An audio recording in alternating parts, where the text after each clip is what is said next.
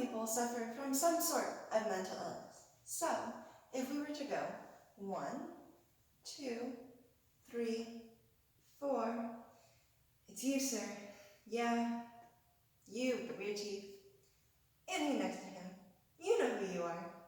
Actually, that whole row isn't right. That's not good. Hi. Yeah, real bad. Don't even look at me.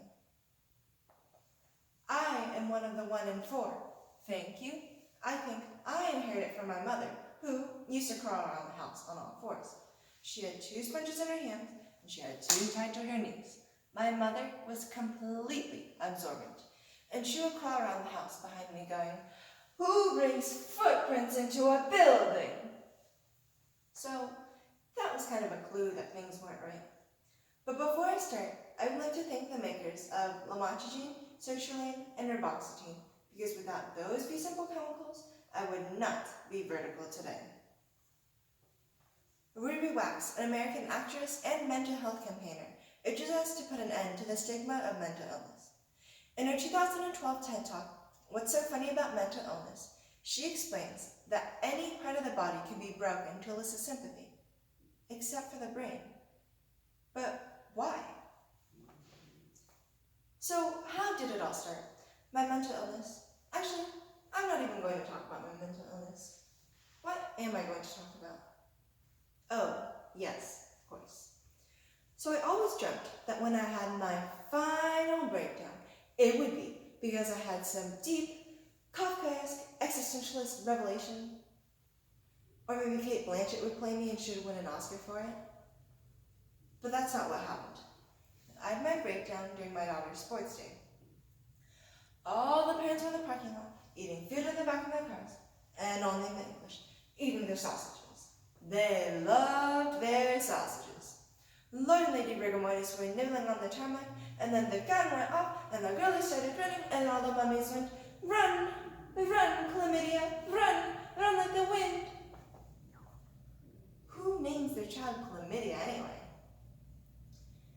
And so all the girlies running, except, of course, my daughter, who was back at the start line, just waving, because she didn't know she was supposed to run.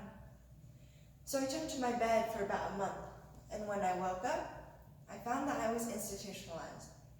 And when I looked around at the other inmates, I realized that I found my people, my tribe, because they became my friends. Well, they became my only friends, because you see, the very few people that I did know, well, I wasn't sent a lot of cards or flowers. I mean, if I was with child, or if I had a broken leg, I would have been inundated. But all I got were a few phone calls telling me to perk up. Perk up, because I didn't think that myself. Because the one thing that you get with this disease, and this one comes with the package, is that you get a real sense of shame. Because all your friends go, "Oh, come on, show me the lump, show me the x-rays." And of course, you've got nothing to show them, so you're feeling really disgusted with yourself because you're thinking, well, I wasn't carpet bombed. I don't live in a township. So you start to hear these abusive voices in your head, but you don't just hear one abusive voice. You hear about 1,000 to 100,000 abusive voices. Like if the devil had Tourette's, that's what it would sound like. Except, of course, we all know in here that there is no devil, there are no voices in your head. So we all know that the voices in your head are actually just all those little neurons getting together, and in that little gap, you get a real toxic, I want to kill myself kind of chemical. And if you have that over and over again on a loop tape, well, you might have yourself depression. And that's not even the tip of the iceberg. See, if you get a little baby and you abuse it verbally, its little brain sends out chemicals that are so destructive that the little part of its brain that can tell good from bad just doesn't grow. So then you might have yourself a homegrown psychotic. If a soldier sees his friend blown up on the battlefield, his brain goes into such high state of alarm that he can't actually put the experience into words, so he just feels the horror over and over again. So here's my question.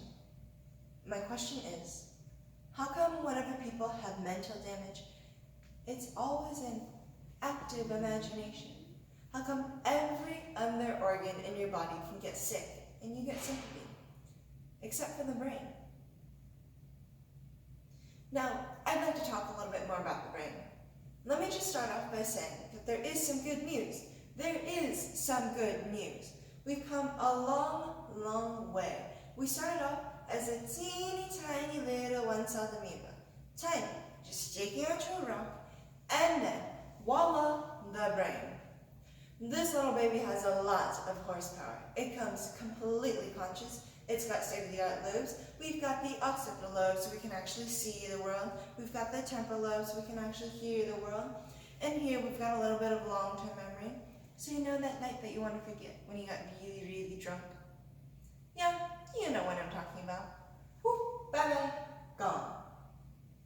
So actually, it's filled with about 100 billion neurons just zizzing away, electrically transmitting information. Zizzing, zizzing.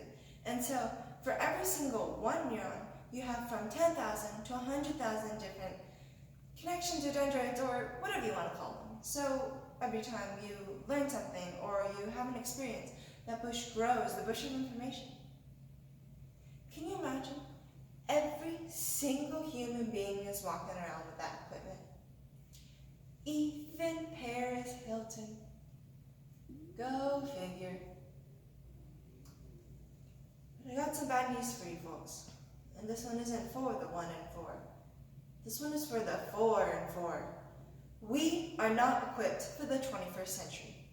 Evolution simply did not prepare us. We just don't have the bandwidth. And for people who say that, oh, they're having a nice day, they're perfectly fine, well, they're more insane than the rest of us. Because I'll show you where there might be a few glitches in evolution. Let me explain it like this. When we were ancient men, millions of years ago, and we suddenly felt threatened by a predator, we would fill up with our own adrenaline, fill up with our own cortisol, and then we'd kill, we'd be killed, we'd eat, we'd be eaten, and then suddenly we'd defuel and go back to normal. So the problem is that nowadays, with modern man, whenever we feel like we're in danger, we still fill up with our own chemicals.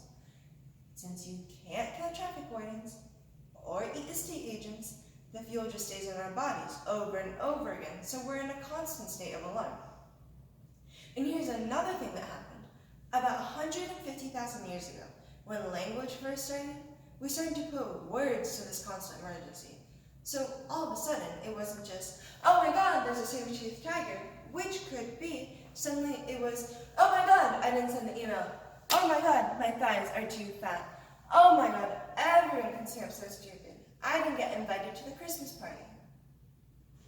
So you start to have this nagging blue tip in your hand that goes over and over again that just drives you insane. So you see what the problem is? What once made you safe now makes you insane. And I'm sorry to be the bearer of bad news, but someone has to be. Your pets are happier than you are. So kitty cat meow, happy, happy, happy. Human beings, screwed. Completely and utterly so screwed. But my point is, if we don't talk about this stuff and we don't learn how to deal with our lives, it's not going to be the 1 and 4. It's going to be the 4 and 4 that are going to be really ill in the upstairs department. So let us drop the stigma and support those around us with mental illness.